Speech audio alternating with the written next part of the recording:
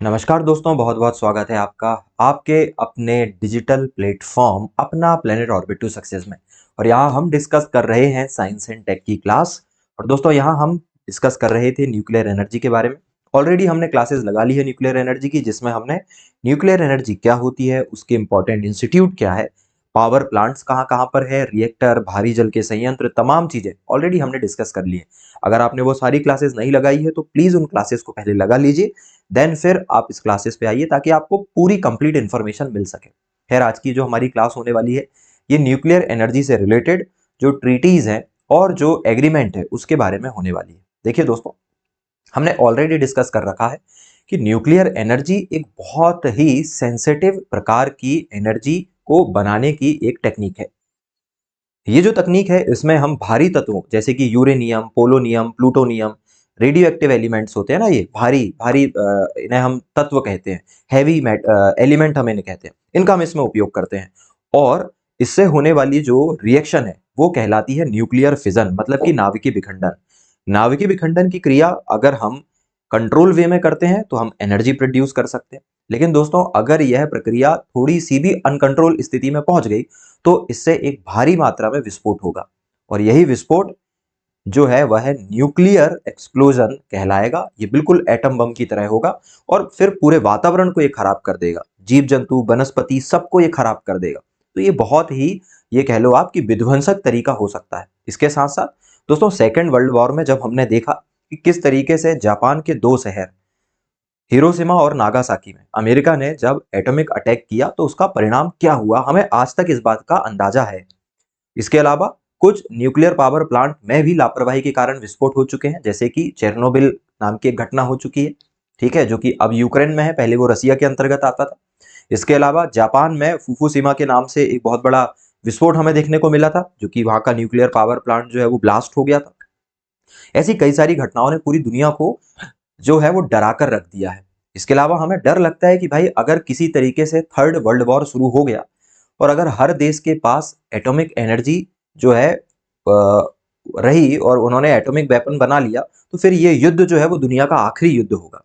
हम नहीं चाहते कि दुनिया तबाह हो, नहीं चाहते कि उन लोगों को भी खामियाजा भुगतना पड़े जो कि इस युद्ध में शामिल नहीं थे। तो दोस्तों, पूरी दुनिया में देशों ने कुछ ट्रीटीज कर ली।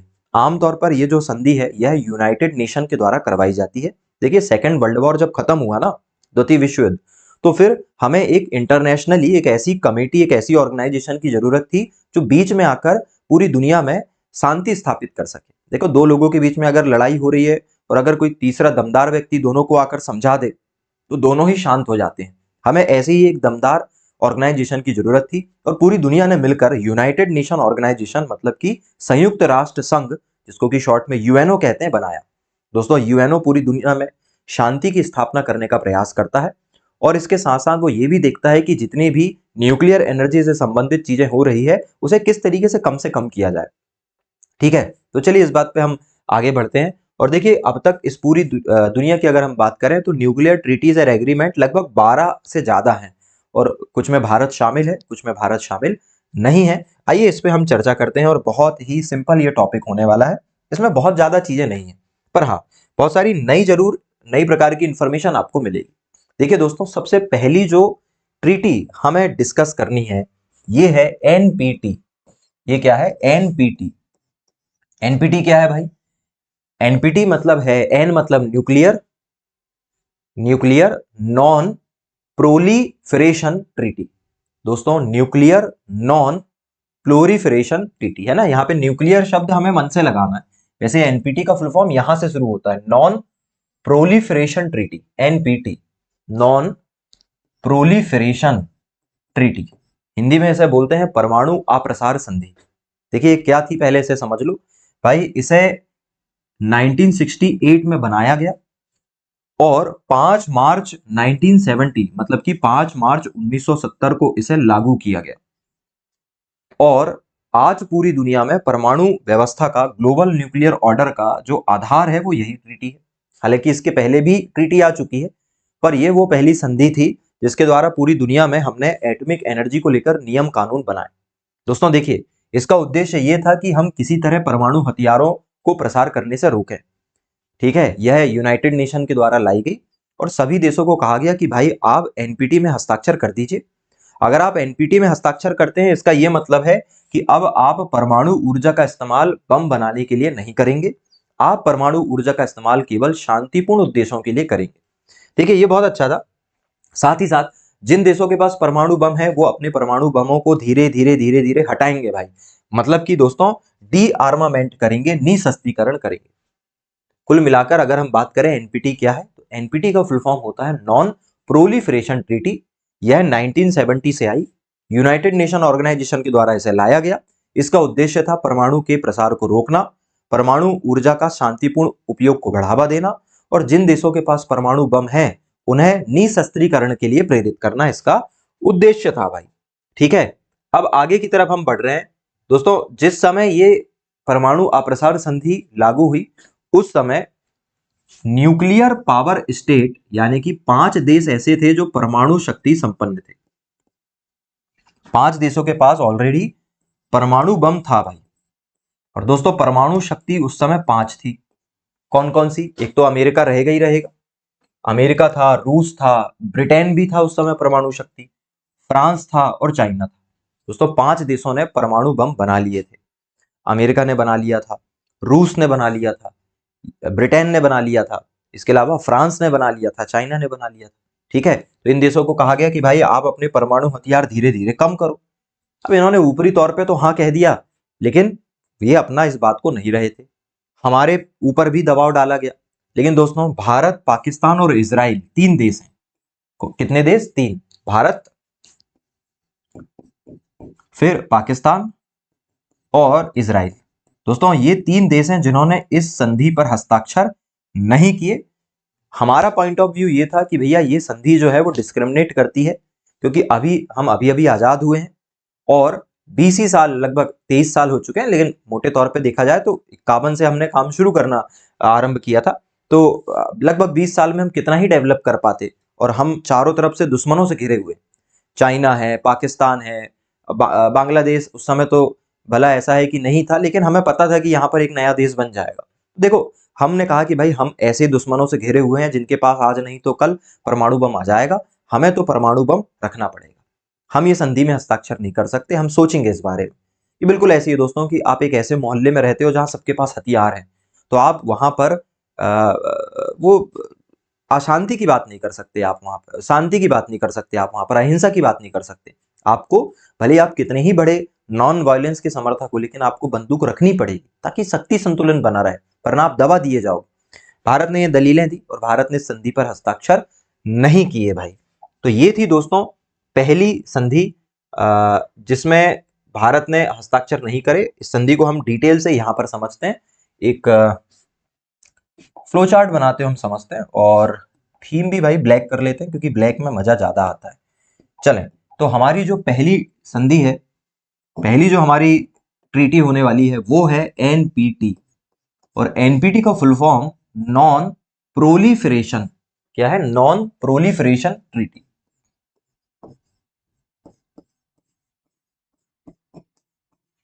क्या है? नॉन प्रोलिफरेशन ट्रीटी है भाई। क्या है? Non proliferation treaty. ठीक है दोस्तों, यह संधि कब प्रभावी हुई है? यह संधि प्रभावी हुई है 5 मार्च 1970। और बहुत इंपॉर्टेंट है क्योंकि इसी से ही तय हुआ कि पूरी दुनिया में परमाणु ऊर्जा किस दिशा में कैरी फॉरवर्ड होगी। दोस्तों किसके द्वारा इसका क्रियान्वयक कौन है? दोस्तों इसका क्रियान्वयक जो है ये है United Nation Organisation, UNO. UNO के द्वारा इसे लाया गया। फिर अगली बात करते हैं दोस्तों, इसका उद्देश्य क्या था? इसका उद्देश्य भाई, इसका उद्देश्य था, 2 उद्देश्य थे इसके। पहला उद्देश्य परमाणु ऊर्जा के शांतिपूर्ण उपयोग को बढ़ावा देना। परमाणु ऊर्जा के शांतिपूर्ण उपयोग को बढ़ावा देना, इसका उद्देश्य क्या था? परमाणु ऊर्जा के शांतिपूर्ण उपयोग को बढ़ावा देना, पहला। और दूसरा परमाणु जो बम है, परमाणु हथियार जो है का डी आर्मामेंट करना, मतलब कि निशस्त्रीकरण करना, ये इसका उद्देश्य था दोस्तों। सही है। अब देखिए किन देशों ने मना कर दिया, है ना। हस्ताक्षर यानी कि संधि को नहीं मानने वाले देश, हस्ताक्षर नहीं करने वाले देश कौन कौन से थे दोस्तों? 3 देश थे उस समय जिन्होंने हस्ताक्षर नहीं करे। एक तो भारत ने हस्ताक्षर नहीं किया, दूसरा दोस्तों पाकिस्तान ने भी नहीं माना, और तीसरा दोस्तों इजराइल ने भी नहीं माना। 3 देश है जिन्होंने इसमें हस्ताक्षर नहीं किए। ये इतनी सी बात है किसकी? एनपीटी की। ये हमने पहली ट्रीटी देखी है भाई। किससे रिलेटेड ट्रीटी देखी है? परमाणु ऊर्जा से संबंधित। जल्दी से ऐसे आप देख लीजिए, देन फिर हम आगे की तरफ चलेंगे। जल्दी से देखिए।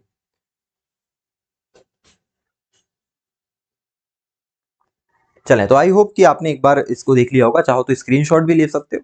अब फिर से एक बार बात करते हैं दोस्तों। एनपीटी जो है इसका फुल फॉर्म क्या होता है? Non proliferation treaty. हिंदी में क्या बोलते हैं? हिंदी में बोलते हैं परमाणु अप्रसार संधि। 1970 में आई। इसका उद्देश्य था पूरी दुनिया में परमाणु ऊर्जा के उपयोग को बदलना, परमाणु बम के बजाय परमाणु ऊर्जा बनाना, इलेक्ट्रिसिटी बनाना, इसको बढ़ावा देना, जिसको हम कहते हैं शांतिपूर्ण तरीके से उपयोग करना। और परमाणु हथियार जिनके पास है उन्हें यह कहना कि भैया अपने हथियार नष्ट कर दो, निशस्त्रीकरण को बढ़ावा दे। 3 देशों ने हस्ताक्षर नहीं करे, भारत, पाकिस्तान और इजराइल। चलें, अगली ट्रीटीज की तरफ हम आगे बढ़ रहे हैं, और अगली जो संधि हमें देखनी है वो है दोस्तों, वो है सीटीबीटी। अगली संधि क्या है? सीटीबीटी। भाई अगली संधि क्या है? सीटीबीटी है दोस्तों। अगली है सीटीबीटी। अब सीटीबीटी का फुल फॉर्म क्या है? सी मतलब comprehensive, comprehensive test ban treaty, comprehensive test ban treaty. ठीक है। कॉम्प्रिहेंसिव का मतलब होता है व्यापक, टेस्ट का मतलब होता है परीक्षण, बैन का मतलब होता है प्रतिबंध, और संधि। और कौन सा टेस्ट है भाई? Nuclear test. तो न्यूक्लियर शब्द अपने मन से लगाना पड़ेगा आपको। Comprehensive nuclear test ban treaty. दोस्तों ये जो संधि है ये 1996 में लाई गई। कब लाई गई? 1996 में इस संधि को लाया गया। और इसे भी किसके द्वारा लाया गया है? यूनाइटेड नेशन की जनरल असेंबली। यूनाइटेड नेशन के अंदर एक महासभा होती है, ठीक है, उसी के द्वारा इसे लाया गया। और इसका उद्देश्य था सभी प्रकार के परमाणु परीक्षण पर रोक लगाना। अब हम बात ये करते हैं कि परमाणु परीक्षण कितने प्रकार के हो सकते हैं। दोस्तों वायुमंडल में हो सकता है परीक्षण, जमीन के अंदर हो सकता है परीक्षण, और पानी के अंदर महासागरों में हो सकता है परीक्षण। किसी भी प्रकार के, चाहे हवा में करो, चाहे पानी में करो, चाहे जमीन के अंदर करो, सभी प्रकार के परमाणु परीक्षण पर रोक लगाने के लिए सीटीबीटी नामक संधि लाई गई, कॉम्प्रिहेंसिव टेस्ट बैन ट्रीटी लाई गई। और कब से लाई गई? 1996 से लाई गई। किसने लेकर आया? यूनाइटेड नेशन की जनरल असेंबली ने लेकर आया। देखिए क्या इसकी क्या स्थिति है दोस्तों? यह अभी तक प्रभावी नहीं है। प्रभावी इसलिए नहीं है क्योंकि ज्यादातर देशों ने इसे नहीं माना, माना भी तो इसे लागू हम नहीं कर पाए, क्योंकि 4 देशों ने इसमें हस्ताक्षर नहीं किए भाई। इस संधि में 4 देशों ने हस्ताक्षर नहीं करे। भारत इसमें शामिल है, भारत ने भी इसे भेदभाव पूर्ण बताया। भारत ने कहा भाई ये संधि जो है वो विकसित देशों को प्रोटेक्ट करती है और हमारे जैसे विकासशील देशों को कहती है कि भैया तुम्हें नियम मानने पड़ेंगे। तो दोस्तों 4 देशों ने इसमें हस्ताक्षर नहीं किए हैं वैसे तो, विशेष तौर पे, वैसे और भी हैं। आगे चल के देखो, शुरुआत में 4 देशों ने मना कर दिया। भारत ने मना कर दिया, पाकिस्तान ने मना कर दिया, इजराइल ने मना कर दिया, है ना। इसके अलावा जो उत्तर कोरिया है, नॉर्थ कोरिया, उसने भी मना कर दिया। और दोस्तों फाइनली फिर आगे जाकर यूएसए और चाइना ने भी इसे मना कर दिया। तो दोस्तों 6 देश हैं जिन्होंने इसमें हस्ताक्षर नहीं करे, और इसलिए सीटीबीटी संधि भी फेल हो गई। चलें इसके बारे में भी बढ़िया तरीके से स्लाइड बनाकर हम चीजों को देख लेते हैं भाई, है ना। चलिए चलिए भाई बातचीत करते हैं हम, और हम देख रहे हैं सीटीबीटी। दोस्तों सीटीबीटी का फुल फॉर्म क्या होता है? Comprehensive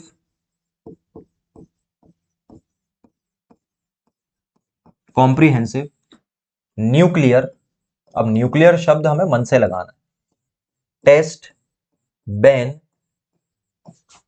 treaty, comprehensive test ban treaty. अगर हम इसे हिंदी में कहें तो इसका फुल फॉर्म होता है व्यापक परमाणु परीक्षण प्रतिबंध संधि।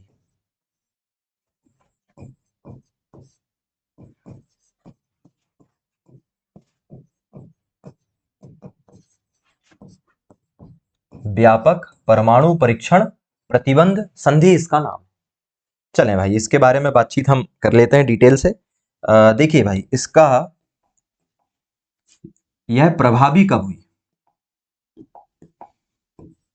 इसे प्रभावी कब किया गया? तो दोस्तों प्रभावी हुई है यह 10 सितंबर 1996। सही है। इसका क्रियान्वयक कौन है, कौन इसे मैनेज करता है? दोस्तों इसे मैनेज करता है कौन? संयुक्त राष्ट्र संघ।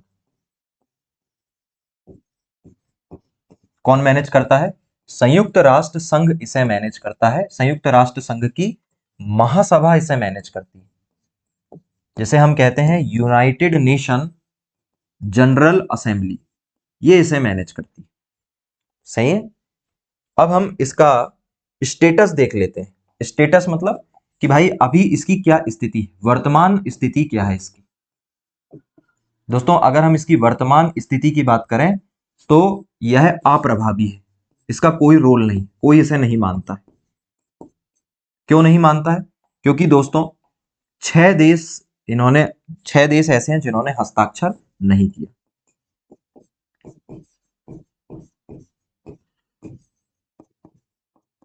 हस्ताक्षर ना करने वाले देश किस किसने हस्ताक्षर नहीं करे भाई? भारत ने नहीं किए, क्योंकि भारत ने कहा यह भेदभाव करने वाली संधि है। पाकिस्तान ने नहीं किया, ठीक है दोस्तों। इजराइल ने भी नहीं किया। इसके अलावा दोस्तों नॉर्थ कोरिया जो है, नॉर्थ कोरिया, उसने भी हस्ताक्षर नहीं किया। इसके अलावा यूएसए ने भी हस्ताक्षर नहीं करे और चाइना ने भी हस्ताक्षर नहीं करे। और इन देशों के हस्ताक्षर ना करने के कारण ये जो सीटीबीटी है, ये बनी जरूर लेकिन इफेक्टिव नहीं हो पाई। बनी जरूर लेकिन इफेक्टिव नहीं हो पाई। जल्दी से इस संधि को देख लो भाई, फिर हम आगे चलें। देखिए जल्दी से इसे।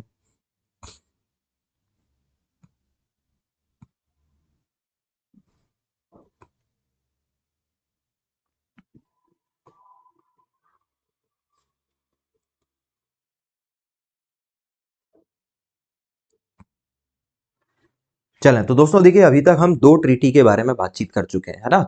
2 ट्रीटीज के बारे में हम बातचीत कर चुके हैं। सबसे पहले हमने देखा है एनपीटी। वापस चलते हैं यार, आराम से पढ़ते हैं। एनपीटी क्या है? Non proliferation treaty. कब लागू हुई? 5 मार्च 1970 को। किसने लागू किया? यूएनओ, मतलब वही संयुक्त राष्ट्र संघ के द्वारा इसे क्या किया है? लागू किया गया। संयुक्त राष्ट्र संघ ने ही इसे लागू किया। दोस्तों इसका उद्देश्य क्या है? इसका उद्देश्य है परमाणु ऊर्जा के शांतिपूर्ण उपयोग को बढ़ावा देना और परमाणु हथियारों का निशस्त्रीकरण करना, डीआर्मामेंट करना। क्या स्टेटस है इसका? कोई मतलब की नहीं रही, रद्द हो गई, क्योंकि भाई भारत, पाकिस्तान और इजराइल ने इसमें हस्ताक्षर नहीं करे। दूसरा फिर हमने पढ़ा दोस्तों CTBT, comprehensive test ban treaty, और यह कब आई? 10 सितंबर 1996 को। दोस्तों क्रियान्वयक कौन है? संयुक्त राष्ट्र संघ की महासभा, UNGA, United Nation General Assembly. वर्तमान स्थिति अप्रभावी। हाँ एक चीज और, इसका उद्देश्य क्या था? इसका उद्देश्य दोस्तों यहां पर हम देख लेते हैं। इसका उद्देश्य क्या था? इसका उद्देश्य था परमाणु परीक्षण पर रोक लगाना। इसका उद्देश्य क्या था? परमाणु परीक्षण पर प्रतिबंध, है ना। जितने भी प्रकार के परमाणु परीक्षण हो सकते हैं, चाहे वो जमीन में हो, चाहे वो हवा में हो, चाहे वो अंडरग्राउंड हो, चाहे वो वाटर में हो, सभी प्रकार के परमाणु परीक्षण पर प्रतिबंध लगाना इसका उद्देश्य था। और यह संधि भी अप्रभावी रही, क्योंकि 6 बड़े देशों ने, जो कि परमाणु शक्ति संपन्न बन रहे थे, उन्होंने मना कर दिया। भारत ने मना किया, पाकिस्तान ने मना किया, नॉर्थ कोरिया, इजराइल ने मना किया। और यूएसए और चाइना ने भी क्या कर दिया, मना कर दिया। ठीक है दोस्तों, इस प्रकार अभी तक हमने 2 ट्रीटीज के बारे में डिस्कशन किया है। अब हम आगे की तरफ चल रहे हैं और अगली हम संधि की तरफ जा रहे हैं भाई। अगली है दोस्तों पीटीबीटी। देखिए सीटीबीटी के बाद अगली जो संधि हमें डिस्कस करनी है वो है पीटीबीटी। अब ये पीटीबीटी क्यों आई भाई? देखो, जब कोई व्यक्ति पूरी तरह नहीं मानता है तो फिर उसे हम थोड़ा बहुत मनाने की कोशिश करते हैं, है ना। तो जो पीटीबीटी है ये है partially test ban treaty. Partially मतलब आंशिक तौर पर परमाणु परीक्षण में रोक लगाने वाली संधि। पिछली वाली संधि कह रही थी भैया पूरी तरह रोक लगा दो, व्यापक परमाणु प्रतिबंध संधि थी। हमने उसको किसी ने नहीं माना। हमने कहा भैया नहीं, हम तो नहीं मान सकते। लेकिन हाँ, आंशिक वाली जो संधि पार्शियल, हमने कहा थोड़ा बहुत बैन लगाएंगे।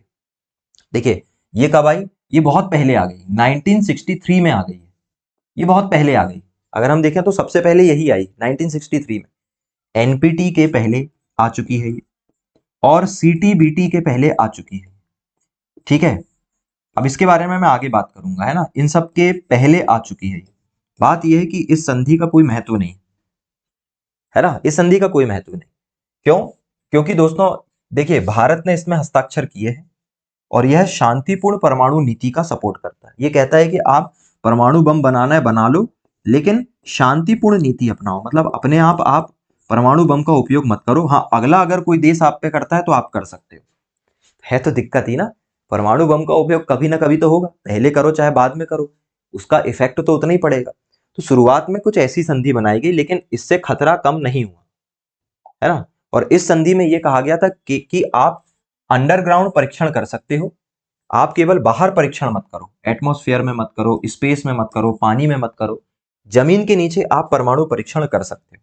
कुल मिलाकर दोस्तों, ये जो पीटीबीटी है ना, पीटीबीटी ये शुरुआती समय की संधि थी और एक अच्छी ट्रीटी नहीं थी, क्योंकि यह परमाणु परीक्षण को बढ़ावा देती है। ये परमाणु परीक्षण को क्या देती है? बढ़ावा देती है। ये कहती है कि आप हवा और पानी में नहीं कर सकते, लेकिन जमीन के अंदर परीक्षण कर सकते हो। तो फिर क्या करते हैं, देश लंबी सी एक सुरंग बनाते हैं रेगिस्तान में और वहां पर जाकर परीक्षण कर लेते थे। इससे प्रॉब्लम दूर नहीं हो पा रही थी, क्योंकि परमाणु परीक्षण तो हो ही रहा था।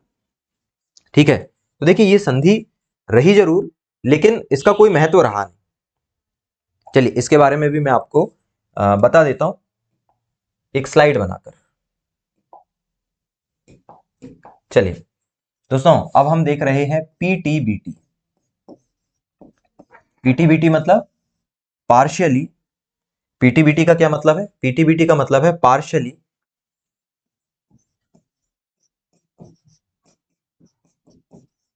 Partial test ban treaty. अब देखिए इसका क्या मतलब है ना। हालांकि अब बात तो हम पहले ही कर चुके हैं कि ये क्या है, 1963 में आई है भाई। ठीक है, और भारत सहित सभी देशों ने हस्ताक्षर करे। भारत और सभी देश ने हस्ताक्षर किए, क्योंकि यह बैन लगा तो रही थी, लेकिन पूरा बैन नहीं लगा रही थी। इसकी अगली बात क्या थी? भूमिगत परीक्षण किए जा सकते हैं, अंडरग्राउंड आप टेस्ट कर सकते हो। भूमिगत परीक्षण की अनुमति थी भाई, इसमें की अनुमति थी। रोक किस बात की थी? कि आप वायुमंडल में परीक्षण नहीं कर सकते। वायुमंडल और जल में जो टेस्ट है, परीक्षण है, पर रोक लगाई गई थी। कुल मिलाकर बात यह है कि दोस्तों ये संधि जो है वो रोक तो लगाती है, लेकिन पूरी तरीके से रोक नहीं लगाती है, और यही कारण है कि सभी देश मान गए। हालांकि इस संधि से कुछ हुआ नहीं, क्योंकि आप देख रहे हो, मैंने कहा ना, ज्यादातर देश जो है वो अंडरग्राउंड परीक्षण करने लगे, और इस तरीके से उनका काम तो चल ही रहा था ना। तो विश्व तो बारूद के ढेर पर बैठ ही रहा था। तो इसलिए फिर ये संधि के बजाय एनपीटी लाई गई, और फिर एनपीटी के बाद सीटीबीटी लाई गई। चले, तो ये बातें थी। चले अब बात करते हैं एनएसजी की। अब ये एनएसजी क्या है, पहले इसे पढ़ लो, फिर मैं इसकी ना एक थोड़ी सी हिस्ट्री आपको बताऊंगा। देखिए एनएसजी में एन का मतलब है न्यूक्लियर, एस का मतलब है सप्लायर, और जी का मतलब है ग्रुप, न्यूक्लियर सप्लायर ग्रुप। दोस्तों परमाणु आपूर्तिकर्ता समूह नाम है इस ग्रुप का, और यह ग्रुप बना है 1974 में। क्यों भाई अचानक ऐसा ग्रुप क्यों बनाना पड़ा? दोस्तों 1974 में भारत ने अपना पहला परमाणु परीक्षण किया था पोखरण में, और उसके बाद पूरी दुनिया में एक सनसनीखेज खबर फैली, और उसके बाद जो है वो न्यूक्लियर सप्लायर ग्रुप एनएसजी बनाया गया। इसका उद्देश्य था परमाणु सामग्री और परमाणु एनर्जी बनाने की तकनीक जो है उस पर थोड़ा सा नियंत्रण लगाया जाए। कौन किसको बेच सकता है, कौन से दो लोग आपस में खरीद रहे हैं, इसे थोड़ा सा रेगुलेट किया जाए, देखा जाए कि किन के बीच में ये सब डीलिंग चल रही है। दोस्तों पहले तो इसमें केवल 24 देश थे, आगे चल के और देश जुड़ गए और अब इसमें 48 देश है। इसका अल्टीमेटली गोल ये था कि भाई परमाणु के प्रसार को रोकना है, परमाणु ऊर्जा के प्रसार को रोकना इसका उद्देश्य था। ठीक है, अब इसकी पूरी कहानी ऐसे समझिए, इसकी कहानी थोड़ा समझिए आप भाई, भारत से जुड़ी हुई है ना, इसकी कहानी भारत से जुड़ी हुई है। देखिए अगर हम इसकी बात करें तो देखिए भारत का पहला परमाणु परीक्षण, थोड़ा आपको इस कहानी को समझना पड़ेगा। दोस्तों देखिए भारत का पहला परमाणु परीक्षण जो है ये हुआ है 1974 में, और कहां पर हुआ है? पोखरण में। पोखरण कहां है? राजस्थान में। हमारी परमाणु टेस्ट रेंज है, सही है। नॉन प्रोलिफेरेंस ट्रीटी हो चुकी थी, हमने साइन नहीं किया था, इसलिए साइन नहीं किया था क्योंकि हमें परमाणु बम बनाना था, और हमने 74 में पोखरण में पहला परमाणु परीक्षण किया। दोस्तों इस परमाणु परीक्षण में के समय प्रधानमंत्री थी इंदिरा गांधी जी।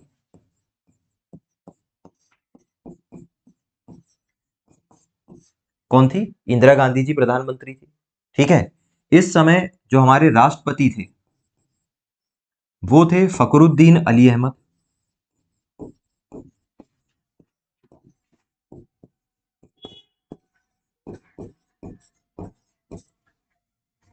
ठीक है, इस प्रोजेक्ट का नाम, पोखरण में जो परीक्षण हुआ इस प्रोजेक्ट का नाम था दोस्तों इस्माइल बुद्ध। एक सीक्रेट कोड रख दिया जाता है ऐसे मिशन में ताकि बात करते समय लोगों को समझ में ना आए, तो इस्माइल बुद्धा कहा जाता है। तो वैज्ञानिक जब परीक्षण कर लेते थे तो वो फोन लगा के इंदिरा गांधी जी को बताते थे, तो इंदिरा गांधी जी पूछती थी बुद्ध क्या कर रहे हैं। ठीक है, तो अगर परीक्षण असफल हो जाता था तो वैज्ञानिक बोलते थे कि बुद्ध नाराज है, और जब परीक्षण सफल हो गया तो उन्होंने फोन लगाकर बोला कि मैडम बधाई हो, अब बुद्ध मुस्कुरा रहे हैं, बुद्ध स्माइल कर रहे हैं। तो प्रोजेक्ट का नाम था बुद्ध स्माइल। और दोस्तों इस प्रोजेक्ट के जो प्रमुख वैज्ञानिक थे,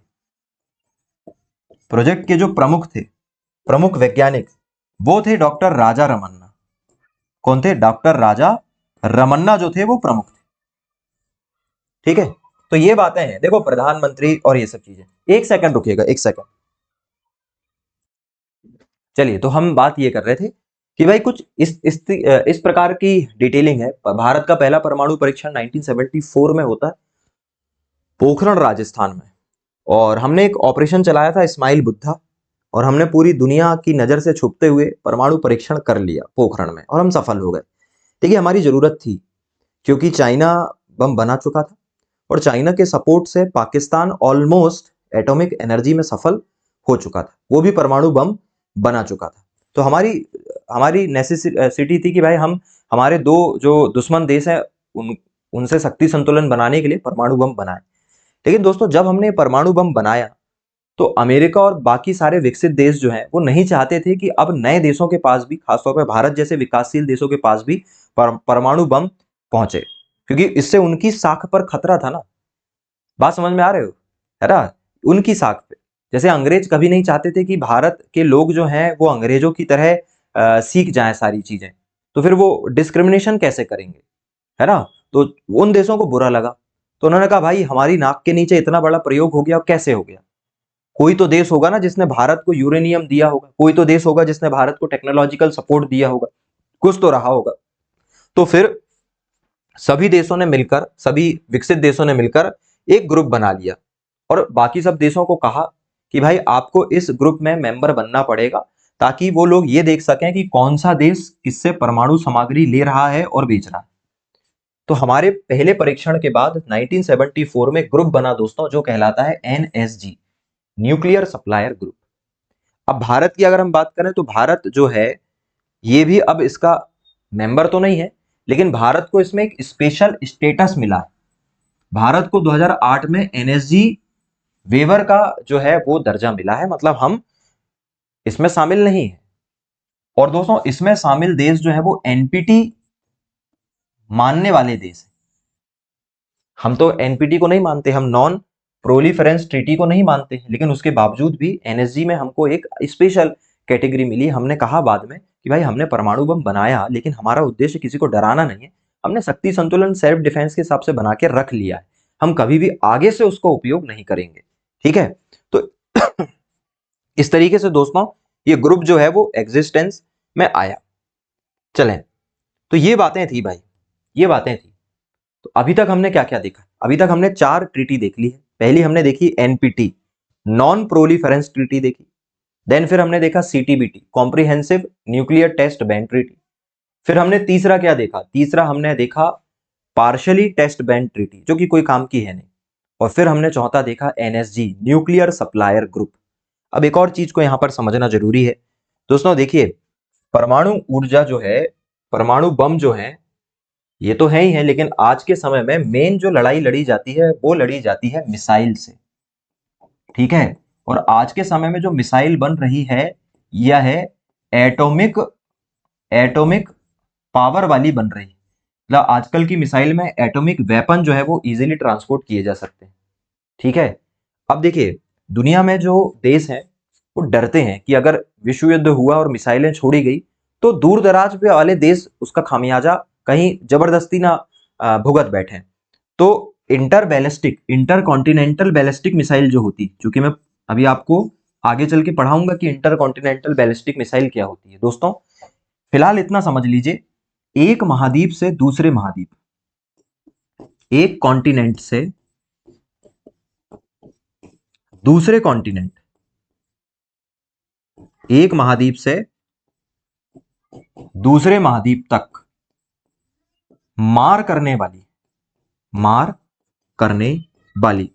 जो मिसाइल होती है, एक महाद्वीप से दूसरे महाद्वीप तक मार करने वाली जो मिसाइल होती है उसे इंटर कॉन्टिनेंटल बैलिस्टिक मिसाइल कहते हैं। और इन मिसाइलों में आमतौर पर एटॉमिक पावर होता ही होता है। ठीक है, तो भाई देखो सभी देशों ने मिलकर कहा कि यार हमें ऐसी मिसाइल बनाने में रोक लगानी चाहिए, ऐसे मिसाइलों को बनाने में रोक लगानी चाहिए जो कि इंटर कॉन्टिनेंटल होती है। और आमतौर पे इसकी हमने सीमा निर्धारित की है 5000 किलोमीटर, कि 5000 किलोमीटर से दूर ज्यादा जाने वाली या 5000 किलोमीटर से ज्यादा मारक क्षमता वाली मिसाइल पर प्रतिबंध लगाना चाहिए।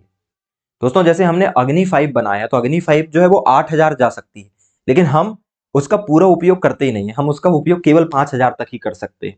ठीक है, तो ये बातें थी। तो इस सब समस्या से निपटने के लिए एक और ट्रीटी होती है जो कहलाती है एमटीसीआर। क्या कहलाती है? एमटीसीआर कहलाती है।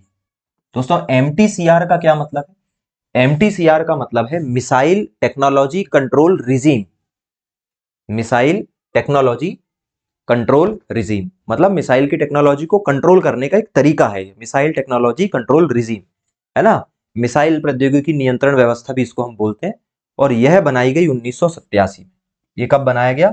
1987 में इसे बनाया गया। 1987 में दोस्तों क्या बना है? मिसाइल टेक्नोलॉजी कंट्रोल रिजीम बनाया गया और इसमें 35 देश जो है वो शामिल है।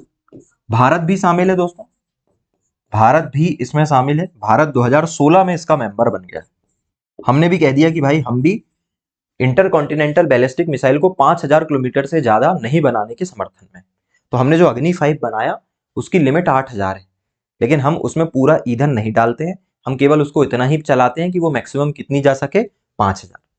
ठीक है, देखो अगर कोई देश इसको मानने, इसमें हस्ताक्षर करने के बाद अगर इसे नहीं मानता है तो फिर स्वाभाविक तौर पे बाकी सारे देश हमसे संबंध रखना नहीं चाहेंगे, हमारे साथ वो आर्थिक प्रतिबंध लगा देंगे, व्यापार नहीं करेंगे, इन्वेस्टमेंट नहीं करेंगे। तो जो देश इन ट्रीटीज में सिग्नेचर कर देता है ना, उसको मानना पड़ता है ये सब बातें, ताकि उसकी इकोनॉमी अच्छे से चलती रहे। तो तो दोस्तों ये एक छोटी सी ट्रीटी है जो भी हमें डिस्कस करनी थी, MTCR, है ना, मिसाइल टेक्नोलॉजी कंट्रोल रिजीम, और इसका उद्देश्य था मिसाइल की टेक्नोलॉजी को कंट्रोल करना। अब देखिए अभी तक हमने क्या क्या देखा उसको हम एक साधारण तरीके से देखते हैं। देखो यहां पर हम देखने वाले हैं संधियां, यहां पर हम देखेंगे ट्रीटीज, और यहां पर हम देखेंगे उनका वर्ष कब वो आई, और तीसरा हम देखेंगे भारत का क्या स्टेटस है ना, भारत की स्थिति, भारत उसको मानता है कि नहीं मानता है। क्या क्या हमने देखा है अभी तक। देखिए भाई, सबसे पहले आई क्या, हमने जो पढ़ा वो देखते हैं, नॉन प्रोलिफेरेंस ट्रीटी, ये पहली ट्रीटी थी। दूसरी हमने देखा comprehensive nuclear test ban treaty. तीसरी हमने देखा पार्शियली टेस्ट बैन ट्रीटी। चौथा दोस्तों हमने देखा है मिसाइल टेक्नोलॉजी कंट्रोल रिजीम, और चौथा हमने देखा है न्यूक्लियर सप्लायर ग्रुप। 5 चीजें हमने फिलहाल डिस्कस की। देखिए एक एक करके हम बातचीत करते हैं, और अगर हम एनपीटी की बात करें तो एनपीटी आई है 1970 में, कॉम्प्रिहेंसिव टेस्ट बैन ट्रीटी आई है 1996 में, पार्शियली टेस्ट बैन ट्रीटी आई है 1963 में। आप चाहो तो इसको पहले लिख लेना, ठीक है। एम MCTR आई है 1987 में, और न्यूक्लियर सप्लायर ग्रुप हमने पढ़ा 1974 में, है ना। तो आप इसको रीअरेंज भी कर लेना, पहले आप पीटीबीटी पढ़ लो, फिर उसके बाद आप क्या पढ़ लो, एनपीटी पढ़ लो, फिर न्यूक्लियर सप्लायर ग्रुप पढ़ लो। इस तरीके से आप कर सकते हो, मैंने जैसे पढ़ाया अभी मैं आपको वैसे तैयार करवा दे रहा हूं। दोस्तों एनपीटी में भारत जो है वो इसे नहीं मानता है, भाई भारत इसे नहीं मानता है। तो दोस्तों भारत इसे नहीं मानता है ना। सीटीबीटी को भी भारत नहीं मानता है भाई। प्रोलिफेरेंस ट्रीटी को भारत मानता है, एमटीसीआर को भारत मानता है, और एनएसजी जो है भारत इसका मेंबर नहीं है। हाँ, भारत को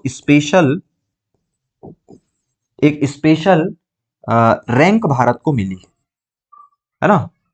तो ये दोस्तों अभी तक की हमारी पढ़ाई का क्या था, कंक्लूजन था। ठीक है, हमें अभी और भी चीजें देखनी है, हमें बहुत सारी चीजें देखनी है। हमें कुछ ट्रीटीज अभी देखनी है, और इसके अलावा हमने अलग अलग देशों के साथ भी समझौता किया है। अमेरिका के साथ डील की है हमने, फ्रांस ऑस्ट्रेलिया जापान के साथ हमने डील की है, जिस पे हम अगली लेक्चर पे डिस्कशन करेंगे। फिलहाल आज की क्लास में इतना ही। दोस्तों देखिए, इस वीडियो की पीडीएफ अगर आप यूट्यूब में देख रहे हो तो डिस्क्रिप्शन में मिल जाएगी, और अगर आप ऐप में देख रहे हो तो इसी लेक्चर के साथ मिल जाएगी। ठीक है, मुझे उम्मीद है कि आपको ये पढ़ाई अच्छी लग रही होगी, आप रिवीजन कर रहे होंगे, शॉर्ट नोट्स भी बना रहे होंगे। ठीक है, हम मिलते हैं अगली क्लास में। नमस्कार।